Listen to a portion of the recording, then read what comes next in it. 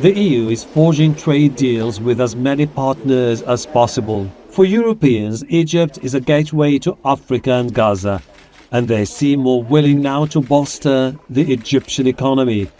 The bloc has pledged billions of dollars in aid, and European companies have said they plan to invest more than $50 billion in Egypt over the coming years. Today's summit demonstrates a strong commitment to bring Egypt and Europe even closer. We will keep investing in this, both politically and financially.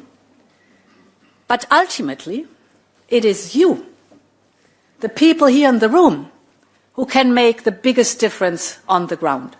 Last year, the EU pledged more than $8 billion in loans, investments and grants to bolster an economy that has struggled for years with inflation and falling Suez Canal revenues. European countries fear instability in Egypt could lead to a wave of migrants. Egypt has become a focal point for migrants desperate to cross to Europe.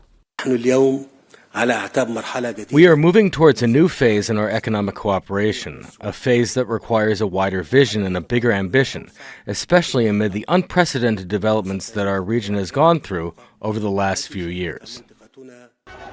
But it wasn't only about economy. Sisi and EU leaders discussed Gaza's fragile ceasefire. The Europeans will train Palestinian police and help establish a transitional authority, but they remain concerned about what they call the catastrophic humanitarian situation in Gaza. The agreement resulted in all living Israeli hostages reuniting with their families.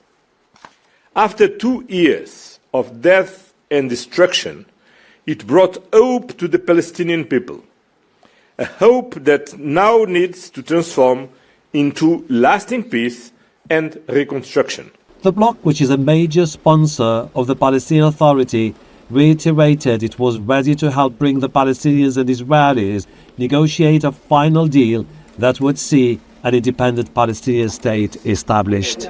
President Sisi wants the EU to provide technical assistance at the Rafah border crossing and eventually help finance the reconstruction of Gaza. But he also wants to see European money in Egypt to help an economy that has been struggling for years. Hashem Ahelbarra, Al Jazeera, Brussels.